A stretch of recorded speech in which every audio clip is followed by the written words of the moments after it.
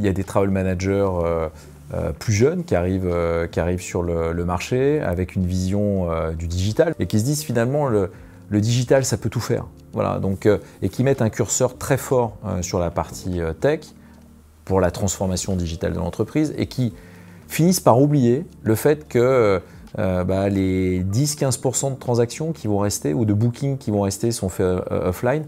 Si tu avais un conseil ou une sensibilisation pour eux, tu dirais quoi? De bien étudier qui sont leurs clients, mais vraiment dans le détail. GMF, MAF et MEMA, c'est 3 sociétariats, on appelle les sociétaires assurés, très différents, qui n'auront jamais la même appétence au digital. C'est pareil pour les déplacements professionnels. Donc selon vos clients, c'est sûr que si vous travaillez avec un groupe qui a pour une de nos structures plus de 200 ans d'existence et une start-up, vous n'aurez pas les mêmes appétences. Donc vraiment travailler quels sont vos clients et il faut répondre à leurs attentes. C'est exactement pour nos assurés, on a des assurés, ils veulent même pas nous parler, ils veulent du 100% digital, c'est une perte de temps de nous parler. Et d'autres, ça leur est impossible de faire du digital. Donc on doit offrir évidemment, j'enfonce peut-être des portes ouvertes, mais il faut être multicanal, il faut être toujours à un clic de l'humain, jamais du digital imposé sans que tu puisses avoir l'humain à tout moment. Donc tu peux commencer par le digital, mais tu dois pouvoir à tout moment être accompagné.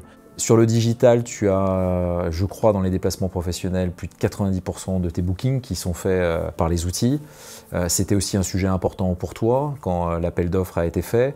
L'un des objectifs, c'était de donner de l'autonomie, je crois, aux collaborateurs. Tu es content de ce que tu as mis en place et de ce qu'on t'a délivré? Oui, alors Covea, c'est pas un groupe international avec des déplacements partout dans le monde. Ceci dit, GMF, c'est à Paris, MMA, c'est au Mans, et MAF, c'est à Niort. Nous avons des centres de gestion, des agences commerciales partout en France. Donc, nous avons une grosse partie de nos collaborateurs qui se déplacent énormément et qui passent leur temps dans le train. Il faut qu'ils soient autonomes pour faire leurs déplacements, leurs modifications, leurs annulations, sans solliciter une assistance ou d'autres collaborateurs. Donc, cette autonomie, elle est très importante.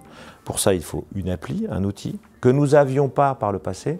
Nous n'en étions pas très contents et c'était vraiment un point très important dessus. Nous, on vous a choisi pour le service, je ne reviens pas dessus, mais aussi pour l'outil, hein, l'appli, et puis la capacité aussi de reporting pour que le travel manager, les achats puissent effectivement suivre la satisfaction, la dépense, les déplacements. Et ça, vous le proposiez et vous nous l'avez offert. Et ça fonctionne. Je pense que l'application devrait être plus utilisée voilà, pour le booking ou des choses comme ça, et qu'on a encore des efforts communs à partager avec les collaborateurs, sans doute en communiquant plus, en expliquant mieux quels sont les avantages de l'application. Et quand on voit tous les progrès qu'on a fait en 2 ans, il n'y a pas de raison qu'on n'amène pas plus à l'utilisation de l'application.